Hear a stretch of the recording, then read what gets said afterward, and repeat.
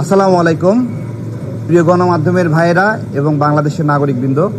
আজকে আম জনতা দলের সাথে বাংলাদেশ জাতীয়তাবাদী দলের একটি লিয়াজু কমিটির মিটিং ছিল।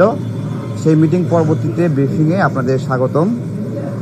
আমরা আজকে আলোচনা করেছি লন্ডনে প্রধান উপদেষ্টার সঙ্গে জনাব তারেক রহমানের মিটিং বিষয়ে, নির্বাচন বিষয়ে এবং পাশাপাশি জুলাই চার্টার বা এই বিষয়গুলো আমাদের মাঝে এসেছে।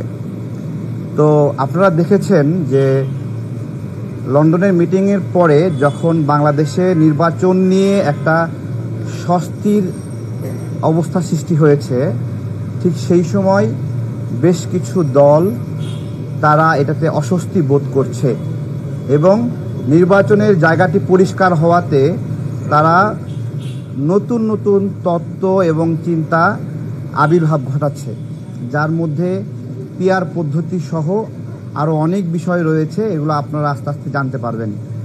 তো আমরা বরাবরের মতোই পিআর পদ্ধতির বিরোধিতা করে আসছি এবং আজকে বিএনপির সাথে আমাদের এই বিষয়েও আলোচনা হয়েছে যে আমরা পিআর পদ্ধতি চাই না।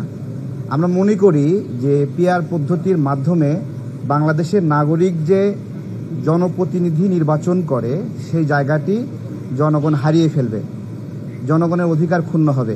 কিছু কিছু রাজনৈতিক দল তাদের রাজনৈতিক লাভের জন্য, দলগত লাভবান হওয়ার জন্য জনগণের জনপ্রতিনিধি নির্বাচিত করার অধিকার কেড়ে নিতে চায়।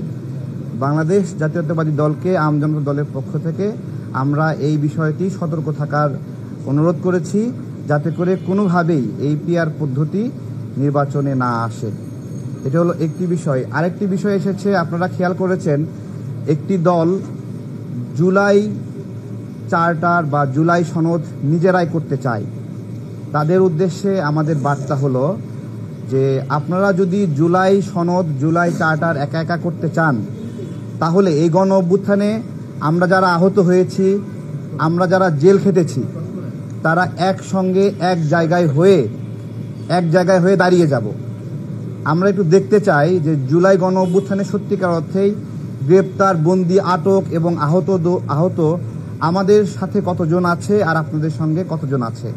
আপনারা যে এই যে একা একা জুলাই সনদ করার আগ্রহ পোষণ করেছেন, এর মধ্য দিয়ে জুলাইয়ে ভাঙন ধরেছে, ঐক্য বিনষ্ট হয়েছে। এর দায় আপনাদেরকে নিতে হবে।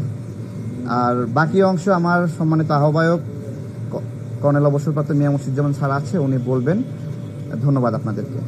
ধন্যবাদ আপনাদের সবাইকে। খুব বেশি সময় নেব না। তারেক ভাইয়ের কাছে আপনারা বিস্তারিত শুনেছেন। আমরা সার্বিক বিষয়ে, বিশেষ করে আগামী ফেব্রুয়ারিতে নির্বাচন, এটা নিয়ে কথা বলেছি এবং সংস্কারের যে আলোচনা চলছে সেটা নিয়ে কথা বলেছি। এটাই আপনাদের বলার ছিল। তারেক ভাই বিস্তারিত বলেছেন। সবাইকে ধন্যবাদ জানাচ্ছি।